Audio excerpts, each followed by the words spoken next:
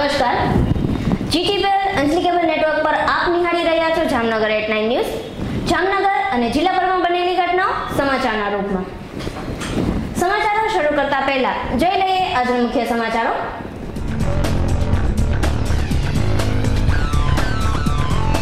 એક તરફ એનએસયુઆઈ દ્વારા વૃક્ષના ઉઠમણા સાથે દાવો કે વૃક્ષોનું માત્ર વિચ્છેદન થાય છે, તો બીજી તરફ વનતંત્રના આંકડા કહે છે કે 5 વર્ષમાં પોણા 12 લાખ વૃક્ષ વધ્યા.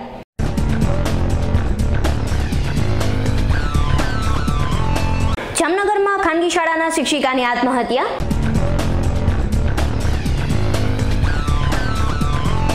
જામનગરમાં બ્રુકબોન્ડ ગ્રાઉન્ડમાં અજાણી શખ્સની લાશ મળી આવતા ચર્ચા.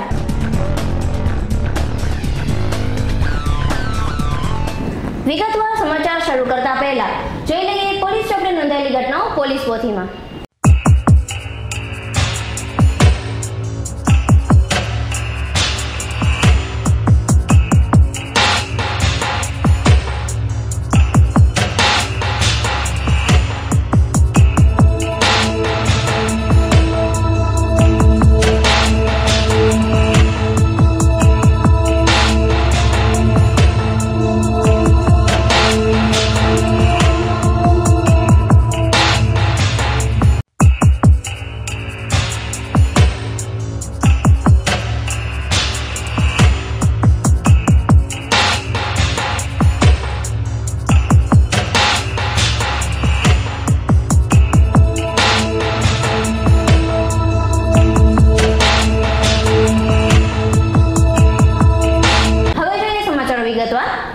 જામનગરમાં છેલ્લા કેટલાક વખતથી આત્મહત્યાના બનાવો વધતા જોવા મળી રહ્યા છે.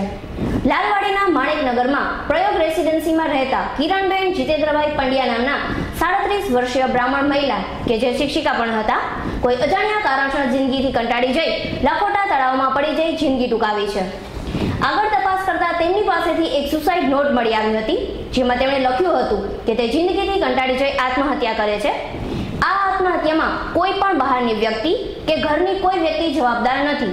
એક તરફ વિદ્યાર્થીઓ અને સમાજને વૃક્ષો વાવવામાં પ્રેરણાઓ અપાય છે. વૃક્ષો વાવવા માટે મોટા પાયે કાર્યક્રમો થાય છે અને વૃક્ષોને વિકસતા લાંબો સમય પણ નીકળી જાય છે. જ્યારે કોઈ પોતાના અંગત સ્વાર્થ માટે વૃક્ષોને કાપે છે તો તેમાં ફક્ત મિનિટોનો જ સમય લાગે છે અને સરવાળે નુકસાન તો મનુષ્ય જાતિને જ થાય છે. જામનગર શહેરમાં પણ આવી જ એક વૃક્ષછેદનની ઘટના બનવા પામી છે. આ પ્રકારની ઘટનાઓ છાશવારે બનતી હોય છે. જેમ કે થોડા સમય પહેલા ટીબી હોસ્પિટલ પાસે ઘણા વૃક્ષો કાપવામાં આવ્યા હતા. તે પહેલા બ્યુટિફિકેશનના નામે તળાવની પાળે પણ ઘણા બધા વૃક્ષોનો શોધ વાળી દેવામાં આવ્યો હતો. જો આમને આમ જ ચાલશે તો નજીકના ભવિષ્યમાં જામનગરમાં નવી આવનારી પેઢીને વૃક્ષો માત્ર ફોટોગ્રાફમાં જ જોવા મળશે તેવી દહેશત એનએસયુઆઈના એક યાદી જણાવે છે.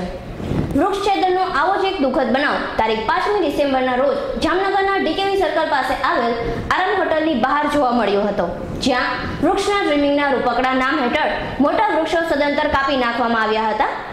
આ વૃક્ષો જેએમસીના ગાર્ડન શાખા દ્વારા કાપવામાં આવ્યા હતા. ગાર્ડન શાખાની જવાબદારી વૃક્ષોને વાવવા તેમજ ઉછેરવાની છે, પરંતુ પોતાના ખિસ્સા ભરવા માટે અધિકારીઓ જવાબદારીની એસી-તેસી કરી નાખતા હોય તેવું લોકમુખે ચર્ચાઈ રહ્યું છે.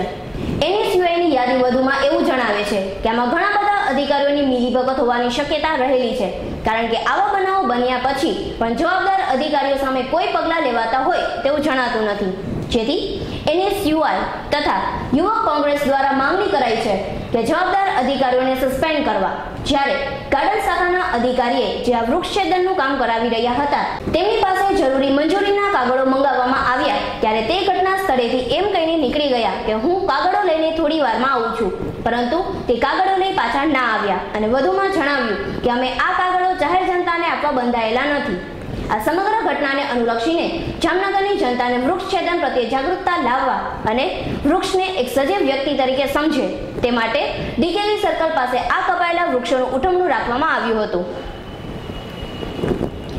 રાજ્યમાં તાજેતરમાં વનતંત્ર દ્વારા કરવામાં આવેલી વૃક્ષ ગણતરી મુજબ છેલ્લા 5 વર્ષમાં જામનગર જિલ્લામાં પોણા 12 લાખ વૃક્ષનો વધારો થયો છે, જેમાં ગાંડા બાવળમાં હાલાર રાજ્યમાં બીજા ક્રમે રહ્યું છે. વનતંત્રના રેકોર્ડ મુજબ હાલારમાં 97 લાખ વૃક્ષો નોંધાયા છે. રાજ્ય વનતંત્ર દ્વારા દર 5 વર્ષે રાજ્યભરમાં વૃક્ષોની ગણતરી કરવામાં આવે છે. તાજેતરમાં વનતંત્ર દ્વારા રાજ્યભરમાં કરાયેલા વૃક્ષ ગણતરીના આંકડા સત્તાવાર કરાયા છે, જેમાં વિસ્તારની દ્રષ્ટિએ આણંદ જિલ્લો સૌથી મોખરે અને સૌરાષ્ટ્રનો સુરેન્દ્ર જિલ્લો રાજ્યમાં તળિયે રહ્યો છે। મારું નામ તોસીફ ખાન છે, ગુજરાત પ્રદેશ NSYનો સદસ્ય છું।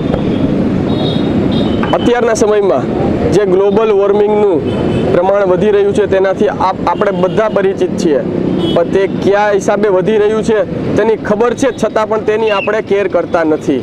ગ્લોબલ વોર્મિંગ વધવાનું કારણ છે કે અત્યારે પૃથ્વી ઉપરથી વૃક્ષોની સંખ્યાઓ ઘટવા માંડી છે, જંગલો ઘટવા માંડ્યા છે। માનવી પોતાની જરૂરિયાતો સંતોષવા માટે વૃક્ષોનું આડેધડ નિકંદન કાઢવા માંડ્યો છે। વૃક્ષો તો કપાઈ રહ્યા છે, પણ તેની જાળવણી માટે જેટલા અધિકારીઓ છે તે અધિકારીઓ પણ પોતાના ખિસ્સાઓ ભરવા માટે થઈને વૃક્ષોને કાપતા રોકવા તો નહીં, પણ એની સાથે મળીને વૃક્ષો કપાવી રહ્યા છે। હવે પછીની પરિસ્થિતિ જો આને પરિસ્થિતિ ચાલુ રહી તો આગામી પેઢીઓ, જે આવનારી પેઢીઓ છે તેને વૃક્ષો ફક્ત સાંભળવામાં, ચોપડીઓમાં કે ફોટોગ્રાફ્સમાં જ જોવા મળશે તેવી પરિસ્થિતિ નિર્માણ જવા થઈ રહ્યું છે। હવે પછી જો પ્રજા સજાગ નહીં થાય, વૃક્ષછેદન થાય છે, વૃક્ષોને કાપવાનું કામ અટકાવશે નહીં, તો જેમ દિન પ્રતિદિન ગ્લોબલ વોર્મિંગ વધી રહ્યું છે તેમ વધવા જ માંડશે, વરસાદ ઘટવા માંડશે, સિઝનોમાં ફેરફાર આવવા માંડશે અને ક્યારેક ને ક્યારેક આપણે કુદરતી પ્રકોપનો સામનો કરવાનો રહેશે।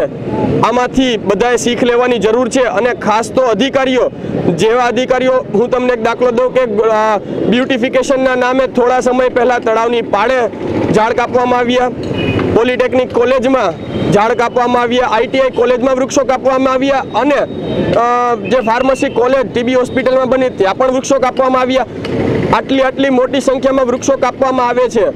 વૃક્ષોને ઉગતા 25 થી 30 વર્ષ લાગે છે, જ્યારે એને કાપતા 25 થી 30 મિનિટ જેવો સમય લાગે છે, પણ તે આ અધિકારીઓ સમજતા નથી। થોડા દિવસો પહેલા, 2 દિવસ પહેલા DKV સર્કલ પાસે 3 વૃક્ષોને જામનગર મ્યુનિસિપલ કોર્પોરેશનના અધિકારીઓ ટ્રીમિંગના રૂપકડા નામ હેઠળ વૃક્ષોનું કટિંગ કરી નાખવામાં આવ્યું। અમે જેમની પાસે મંજૂરીના કાગળ માંગ્યા તો તે અધિકારીઓએ ચાલતી પકડી અને કહ્યું કે અમને ટ્રીમિંગની મંજૂરી છે। સાહેબ શ્રી, અમે આપણે એટલું જ કામ કે આપ તો અધિકારી કક્ષાના માણસ છો, આપને ટ્રીમિંગ અને કટિંગનો ભેદભાવ અને ફેર ખબર હોવી જોઈએ। જે તમે ટ્રીમિંગ કર્યું છે તો ટ્રીમિંગને આ પાછલા વૃક્ષો છે એને કટિંગ કહેવાય છે અને વૃક્ષોનું આપે મરણ કરેલ છે, મૃત્યુ પામેલ છે વૃક્ષો, તેનું ખૂન આપ દ્વારા કરવામાં આવેલ છે। અને અમારી કમિશનર શ્રી સાહેબને એટલી જ વિનંતી છે કે તે આની અંદર જો તેમની મિલીભગત ના હોય અને ખોટી રીતે વૃક્ષો કાપવામાં આવ્યા હોય, હું ફરીથી કહું છું કે કમિશનર સાહેબની મિલીભગત ના હોય તો તે ગાર્ડન શાખાના અધિકારીઓ પાસેથી યોગ્ય પગલાં ભરે, તપાસ કરે અને જે લોકો આમાં ખોટી રીતે જે સાચી રીતે સંડોવાયેલા છે તેની ઉપર પગલાં ભરે, તેવા અધિકારીઓને સસ્પેન્ડ કરે। વનતંત્રના આંકડા મુજબ જામનગર જિલ્લામાં 5 વર્ષના ગાળામાં 11,74,000 વૃક્ષોનો ઉમેરો થયો છે। વર્ષ 2008માં જિલ્લામાં 85,24,000 વૃક્ષો નોંધાયા હતા, જેની સામે વર્ષ 2013માં 96,98,000 વૃક્ષો નોંધાયા છે। રાજ્યમાં છેલ્લી ગણતરી મુજબ 30,14,43,000 વૃક્ષો નોંધાયા છે, જેમાં 37,37,000 સાથે ગાંડો બાવળ પ્રથમ ક્રમે રહ્યો છે। જામનગરમાં રંગોનવાલા સાર્વજનિક ટ્રસ્ટ દ્વારા રંગોનવાલા હોસ્પિટલમાં દવા વગર માત્ર રસોડાની વસ્તુથી મધુપ્રમેહ, કમર તેમજ ગોઠણના દુખાવા, સાયટિકા, નસના દુખાવા, બ્લડ પ્રેશર તેમજ માઇગ્રેન, પથરીની તકલીફો, સંધિવા, સ્ત્રીરોગ, મોટાપો જેવી અસાધ્ય બીમારીની સારવાર અશોક ભટ્ટ દરરોજ સાંજે 5:30 વાગે આપશે તથા કાન, નાક, ગળાના નિષ્ણાત ડોક્ટર દર મંગળવારે સાંજે 6:30 વાગે નિયમિત સેવા આપશે। આ રાહત ભાવની સારવારનો જરૂરિયાતમંદોએ લાભ ઉઠાવવા રંગોનવાલા ટ્રસ્ટ તરફથી અનુરોધ કરાયો છે। જામનગરના જોગવડ ગામે આવેલ આશાપુરા માતાજીના મંદિરની દાનપેટીમાંથી કોઈ અજાણ્યા તસ્કરો ચોરી કરી ગયાની મેઘપર પોલીસ સ્ટેશનમાં ફરિયાદ નોંધાવાઈ છે। જાણવા મળતી વિગત અનુસાર મંદિરના પૂજારી અનિલભાઈ દિનેશભાઈ પડાણાએ મેઘપર પોલીસ સ્ટેશનમાં જઈ મંદિરમાં ₹3100ની રોકડ રકમ મંદિરની ધર્માદા પેટી તોડી કોઈ અજાણ્યા શખ્સો ચોરી ગયા હોય તેવું જણાવેલ છે અને અન્ય ચીજવસ્તુઓ સહી સલામત હોવાનું પણ જણાવ્યું હતું। પોલીસને આ વાતની જાણ થતાં મેઘપર પોલીસ સ્ટેશનના PSI MJ જલુ તથા સ્ટાફે બનાવ સ્થળે દોડી જઈ આગળની કાર્યવાહી હાથ ધરી હતી।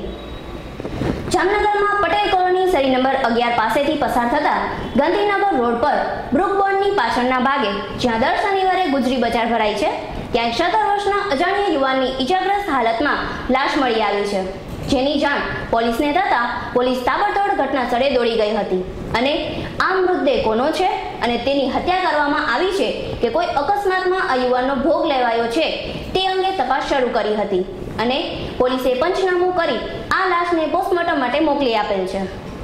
આ યુવાનના કપડાં ફાટેલ તૂટેલ જણાય છે તથા તેને માથાના ભાગે તેમજ વાંસાના ભાગે અને કમરના ભાગે ઈજાના નિશાન દેખાય છે। વધુમાં મૃતદેહ જ્યાં પડ્યો હતો ત્યાં ભારે વાહનના ટાયરના નિશાન પણ જોવા મળ્યા છે। આજ રોજ શહેર પોલીસ કંટ્રોલ રૂમમાં કોઈ પબ્લિકના માણસે ફોન કરી જાણ કરેલ કે ગાંધીનગર રેલવે સ્ટેશન ની સામે શનિવારી બજારમાં કોઈ અજાણી વ્યક્તિની લાશ મળે, જેથી જામનગર સિટી બી ડિવિઝનમાં આ બાબતે કંટ્રોલ રૂમને જાણ કરેલ। તે અનુસંધાને મને વર્દી મળતા હું સ્થળ પર આવતા જોતા પ્રથમ દ્રષ્ટિએ ગ્રાઉન્ડમાં સિમેન્ટની કપચીની ઉપર એક અજાણી આશરે 17 થી 18 વર્ષની ઉંમરની વ્યક્તિ મરણ ગયેલ હાલતમાં પડેલ હતો। તેની લાશ ઊંધી પડેલી હતી અને સ્થળ પર બારીકાઈથી નિરીક્ષણ કરતાં માલુમ પડેલ છે કે આ વ્યક્તિ સૂઈ રહેલો છે ત્યારે કોઈ ભારી યાંત્રિક વાહનનો ચાલકે અજાણી વ્યક્તિની ઉપર વાહન ફેરવી દીધેલું માલુમ પડે છે અને આ બાબતમાં પોલીસે કરવાની કાર્યવાહી છે એ પ્રોસિજર ચાલુ કરી દીધેલ છે।